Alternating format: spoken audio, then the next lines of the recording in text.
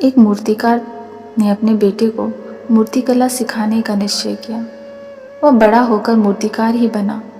दोनों अब साथ में अपनी मूर्तियां बेचने जाते थे। बाप की मूर्तियां 1.5-2 रुपये में बिकती, पर बेटे की मूर्तियां का मूल्य 8-10 आने से ज़्यादा ना मिलता। बाजार में आने के बाद मूर्तिकार अपने बेटे को पास बिठाता और मूर्ति बनाने में हुई त्रुटि के बारे में बताता और अगले दिन उस गलती को सुधारने के लिए समझाता। यह कर्म कई सालों तक चला। लड़का काफ़ी समझदार था। वह अपनी कला में सुधार करने का प्रयत्न करता रहा। कुछ समय बाद उस लड़के की भी मूर्तियाँ 1.5 रुपये तक बिकने लगी। मूर्तिकार अब भी अपने बेटे को उसी तरह समझाता और मूर्ति बनाने में होने वाली गलती के बारे में अपने बेटे को बताता। बेटे ने अपनी कला पर और भी अधिक ध्यान दिया और उसकी कला और भी अधिक निखरने लगी। अब मूर्तिकार के बेटे की मूर्तियाँ 5 रुपये तक बिकने लगी। बेटे की कला को सुधारने का कर्म मूर्तिकार ने अब भी बंद नहीं किया।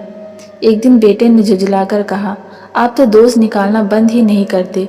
मेरी कला अब तो आपसे भी अच्छी हो गई है।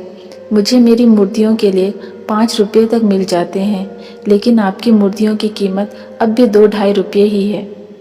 मूर्तिकार अपने बेटे को समझाते हुए कहा, बेटा, जब मैं तुम्हारी उम्र का था तब मुझे मेरी कला का अहंकार हो गया था और फिर मैंने अपनी कला में सुधार की बात छोड़ दी।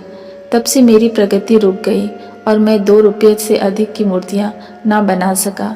अपनी गलतियों को समझाने और उसे सुधारने के लिए हमेशा तैयार रहो, ताकि तुम भी बहुमूल्य मूर्तियाँ बनाने वाले श्रेष्ठ कलाकारों की श्रेणी में पहुँच सको।